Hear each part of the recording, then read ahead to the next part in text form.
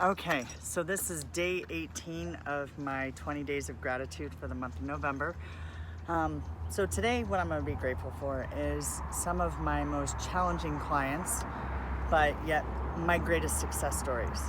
Meaning, I have a client, one of them's name is Charlie.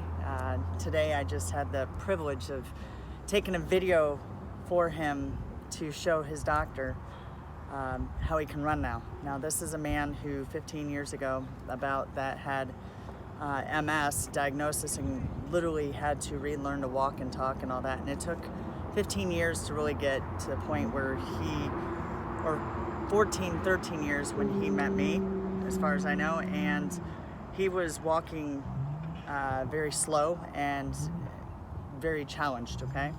And he was willing to try the belt. Now keep in mind, it's funny because when we were talking about looking back, he says, he didn't really believe me at first because it just seemed like one of those things, another one of those belts, or one of those things that somebody has that's going to fix me, like everyone has something that's going to fix me. Well, he, watched it for a while, tried it, and was like, oh no, thank you, I feel a little thing, but, thank you very much. And my girlfriend, who had a car accident, and I had helped her with her back, and she trusted me, and it worked really well on her back, she had said, no, you really got to try it and give it some time. So he did, and to this day, now he is running, he's jumping, he's actually skipping, and it's had such a profound effect on him that, it's probably my most exceptional case study, which I know medical professionals are kind of baffled by why it works or how it works. But it's exciting because now I know this man, his life has changed, and his daughter's lives are changed because they're 16 and, teenagers, and they're getting their dad back. He can go shopping with them. He can go, to games with him. He can play on the beach with them. These are all things he really couldn't do. He could only do one task a day, and that was it. And I don't know if it's 100% or partially or what percentage it is because of some of the things I contributed. Him being difficult and me taking on that challenge and my girlfriend helping me out is giving me the opportunity to feel that joy of being able to give somebody their life back. And then I have another one who he talked to that had been inspired to try it, somebody who had a stroke and he had lost feeling in his feet.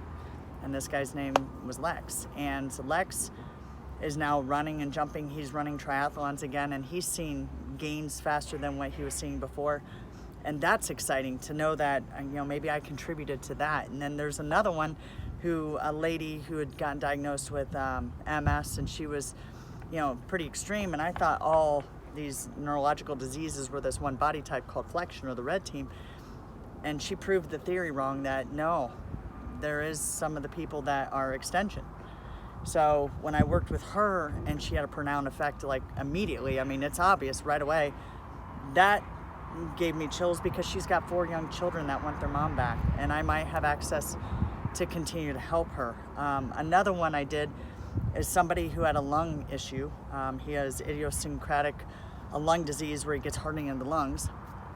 Well, my ALS client, the one who impacted my life, Russell, when I first designed these shoulder straps and he went outside and he's like hanging in them, the hospice nurse had come and put an oximeter on his finger, and his oxygen was high compared to what it had been. And so then he had backed off the bands and his oxygen went back down on the oximeter immediately. And then he went out onto the bands and then the shoulder straps, and his oxygen saturation went up again.